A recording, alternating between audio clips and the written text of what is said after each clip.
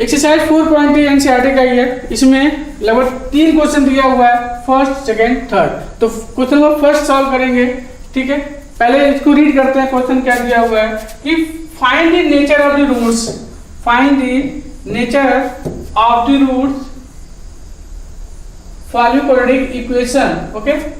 If the real roots exist तो find them. अगर इसके पास रियल रूट्स हैं, ठीक है, तो आप फाइंड करो।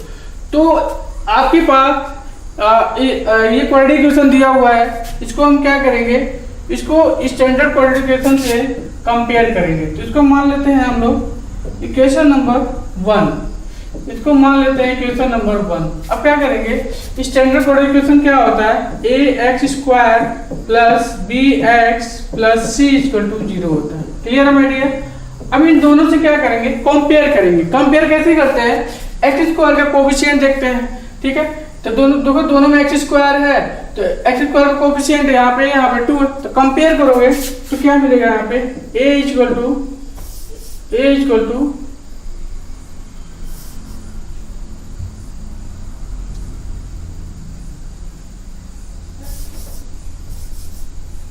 क्या मिलेगा, a इक्वल टू आपको 2 मिलेगा यहाँ पे, ठीक है। और b यहाँ से कंपेयर करेंगे, x कोएफिशिएंट कितना मिलेगा, b की वैल्यू -3 मिलेगा, और c की वैल्यू क्या मिलेगा मेरे डियर, 5 मिल गया। a b c मिल गया, ठीक है। आप इसके पहले क्या निकालोगे, डिस्क्रिमिनेंट निकालोगे। तो डिस्क्रिमिनेंट का फॉर्मूला क्या होता है, t equal to b² - 4ac। इससे आपका नेचर ऑफ द रूट्स पता चलेगा। तो d equal to b² - 4ac होता है। तो अब b की वैल्यू यहाँ पे निकला हुआ कितना है, -3। यहाँ पे रख दो, -3 का होल स्क्वायर, और -4ac है तो -4, और a की वैल्यू क्या है 2, तो 2, और c की वैल्यू क्या है 5 है, ठीक है। तो आप यहाँ पे रखो d इक्वल टू -3 का स्क्वायर कितना होगा, 9 होता है, और -4 × 2, 4 × 2 8 होगा, 8 × 5 40 होगा, 40 होगा, ठीक है। इसको हम सॉल्व करेंगे माय डियर, तो -31 आ गया। इट मीन्स हमने देखा जो d की वैल्यू आ गया वो नेगेटिव वैल्यू आ गया। तो अभी हम लोग पढ़े हैं, अगर ये नेगेटिव वैल्यू आ गई मतलब 0 से लेस हो गया, इसका मतलब ये हुआ जो क्वाड्रेटिक इक्वेशन ये दिया हुआ माय डियर, इसके पास कोई भी रियल रूट्स नहीं होगा। तो हम लिख सकते हैं वन लाइन में, तो क्वाड्रेटिक इक्वेशन है नो रियल रूट्स, इसके पास कोई भी रियल रूट्स अवेलेबल नहीं है। क्यों, क्योंकि डिस्क्रिमिनेंट की वैल्यू लेस देन 0 आ गया। हमने नीचे रूट्स पढ़ा है कि कोई भी डिस्क्रिमिनेंट की वैल्यू अगर सॉल्व करने पे लेस देन 0 हो गया तो उसके पास कोई भी रियल रूट्स नहीं मिलेगा। तो इस क्वेश्चन का आंसर ये हो गया। अब क्वेश्चन नंबर सेकंड पे आएंगे। क्वेश्चन नंबर सेकंड क्या है, 3x² - 4√3x + 4 = 0। सेम इसके जैसे ही हम लोग सॉल्व करेंगे। तो क्या करेंगे, कंपेयर करेंगे स्टैंडर्ड क्वाड्रेटिक इक्वेशन से ax² plus bx plus c = 0 से। इसको मान लो इक्वेशन नंबर 1, इसको मान लो आप इक्वेशन नंबर सेकंड। इससे कंपेयर करेंगे माय डियर, तो a = कितना मिल गया 3, एंड b कितना मिल जाएगा यहाँ पे -4√3 मिलेगा। क्लियर है। एंड c की वैल्यू क्या मिल जाएगा, यहाँ से 4 मिल जाएगा। क्लियर है। अब यहाँ से जैसे यहाँ पे डिस्क्रिमिनेंट का फॉर्मूला लगाया था, यहाँ पे सेम यहाँ भी लगाएंगे डिस्क्रिमिनेंट का फॉर्मूला। d = लिखेंगे b² - 4ac। क्लियर है, ये लिखेंगे। इसके बाद इसकी वैल्यू पुट करेंगे। b की वैल्यू दिया है -4√3 अब होल स्क्वायर हो जाएगा, और -4ac, तो 4 × a कितना है यहाँ पे 3 है, और c की वैल्यू कितना है यहाँ पे 4 है। क्लियर है। आप इसको इजीली वैसे सॉल्व कर सकते हो माय डियर। अब d इक्वल टू, अब देखो यहाँ पे स्क्वायर है, इसको स्क्वायर करोगे तो 4 का स्क्वायर होता है 16, और √3 के स्क्वायर लिखेंगे 3 होगा, तो 16 × 3 कितना होगा 48 हो जाएगा, क्योंकि माइनस वाला तो पॉजिटिव हो जाएगा। तो ये आपका 48 हो गया, और माइनस इसको सॉल्व करें 4 × 3, 3 × 4, तो 48 हो जाएगा माय डियर। यहाँ पे भी 48 आ गया। अब इन दोनों को सॉल्व किया तो क्या मिल गया, 0 मिल गया। इट मीन्स यहाँ पे जो मिल गया डी इक्वल टू 0 मिल गया। तो इस केस में क्या मिलेगा, रियल मिलेगा और इक्वल रूट्स मिलेंगे। ठीक है, रियल एंड इक्वल रूट्स हम एक लाइन में बोल सकते हैं यहाँ पे, quadratic equation has real and equal roots, equal roots. ठीक है, इसके बाद इक्वल रूट्स मिल गए, तो आप अगर इक्वल रूट्स मिलेंगे तो रूट्स कौन कौन से होंगे उसको आपको सॉल्व करके बताना होगा। तो अभी हम एक फार्मूला आपको लिख कर बताए थे।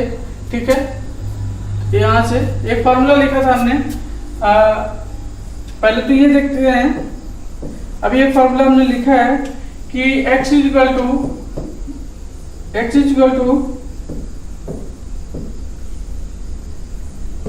Equal to minus B plus minus root of D.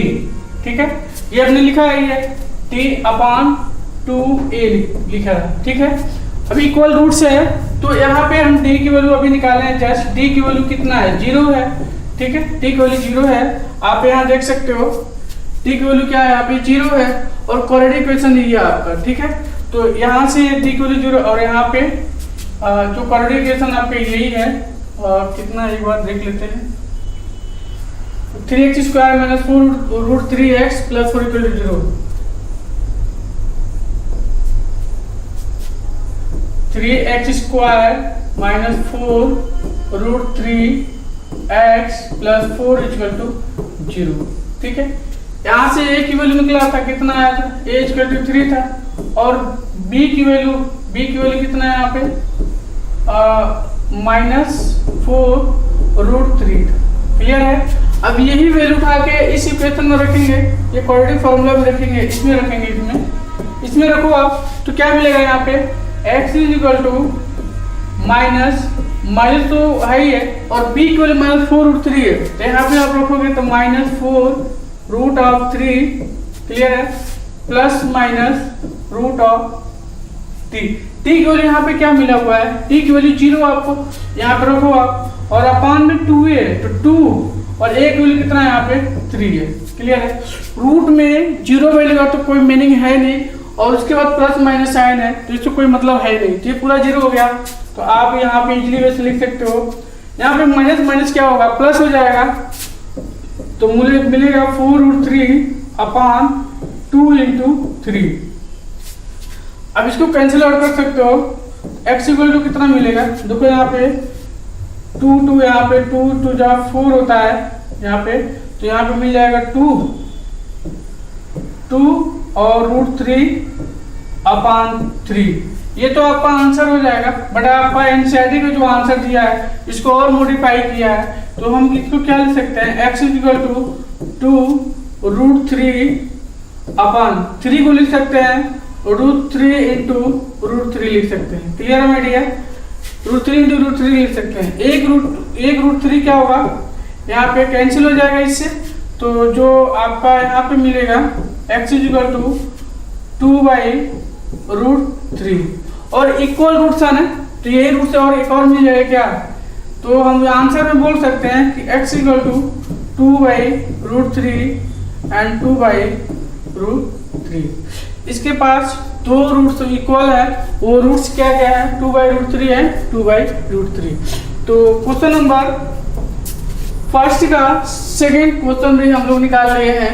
अब चलते हैं क्वेश्चन नंबर फर्स्ट का थर्ड पार्ट करने के लिए। क्लियर है, तो थर्ड पार्ट कैसे करेंगे ये देख लेते हैं। ठीक है, अब इसको भी क्या करेंगे माय डियर, इसको भी हम कंपेयर करेंगे किससे, ax स्क्वायर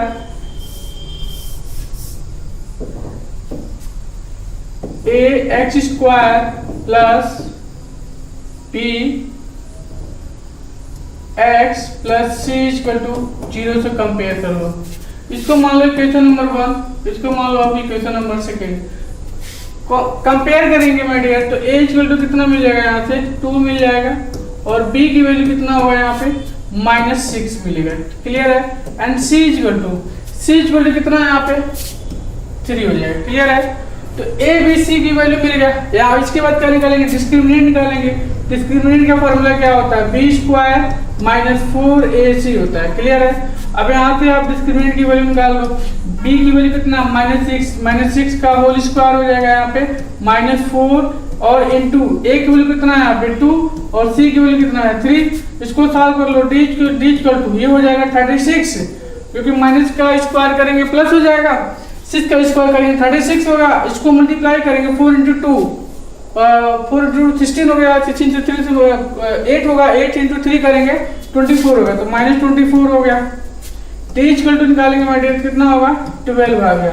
अब 12 जो होता है ग्रेटर देन 0 होता है, 12 इज पॉजिटिव नंबर तो ग्रेटर देन 0 होता है। ठीक है, इसका मतलब इस क्वाड्रेटिक इक्वेशन के पास रियल तो होगा और डिस्टिंक्ट होगा। ठीक है, तो एक लाइन में हम लोग यहाँ पे लिख सकते हैं क्वाड्रेटिक इक्वेशन। कौन सा क्वाड्रेटिक इक्वेशन, ये जो दिया हुआ है, ये quadratic equation has real and distinct roots.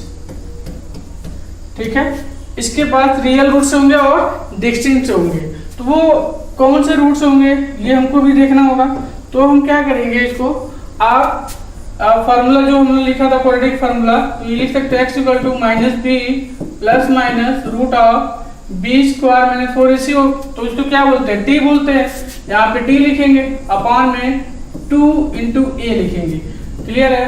अब क्या b और a की वैल्यू और d की वैल्यू भी हमारे पास है, तो b की वैल्यू क्या है यहाँ पे -6 है, तो माइनस से यहाँ पे लिखा हुआ और यहाँ पे ऑलरेडी दिया हुआ, तो -6 इन ब्रैकेट में लिख लेंगे, फिर प्लस माइनस लिखेंगे रूट में। t की वैल्यू हमने निकाला है कितना है 12 आया है, तो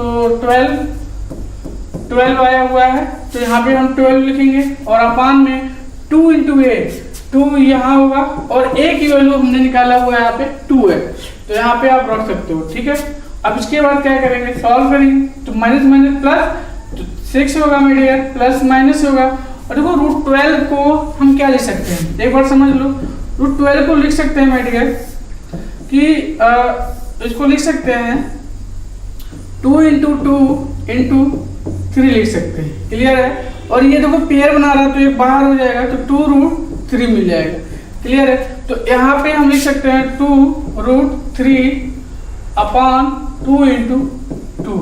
अभी दोनों में आपको दिख रहा होगा, ऊपर वाले न्यूमरेटर में मतलब 6 में और इसमें दोनों में 2 कॉमन मिल रहा है, तो 2 कॉमन ले लो आप, तो क्या मिलेगा यहाँ पे 3 plus minus √3 upon 2 into 2 cancel हो जाएगा।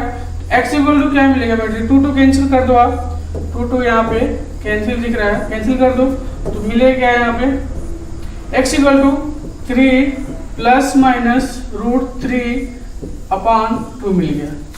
इसके बाद 2 रूट्स मिलेंगे, वो डिस्टिंक्ट मिलना चाहिए, तो इसको हम क्या लिख सकते हैं, इसको हम क्या लिख सकते हैं, एक बार देखो ध्यान से, इसको हम क्या लिखेंगे। क्लियर है। एक बार लिख सकते हैं, जब हम पॉजिटिव यहाँ पे लिख सकते हो, यहाँ पे एक लाइन में लिखो टेकिंग पॉजिटिव वैल्यू। जब हम पॉजिटिव वैल्यू लिया तो इस केस में आपको क्या मिलेगा, x इक्वल टू मिल जाएगा माय डियर 3। तो जब पॉजिटिव वाला लेंगे तो नेगेटिव वाला रिमूव कर देंगे, 3 प्लस √3/2, ये रूट्स मिल गया। अब जब नेगेटिव वैल्यू लेंगे तो क्या लिखेंगे, टेकिंग नेगेटिव वैल्यू। ठीक है, तो x इक्वल टू क्या मिलेगा 3 माइनस √3/2। तो वो 2 ही रूट्स, ये कौन से हैं, ये 2 रूट्स ये हैं और एक ये। ठीक है, तो इस कॉन्सेप्ट का आंसर ये हो गया। तो उम्मीद कर रहा हूँ माय डियर आपको समझ में आ रहा होगा।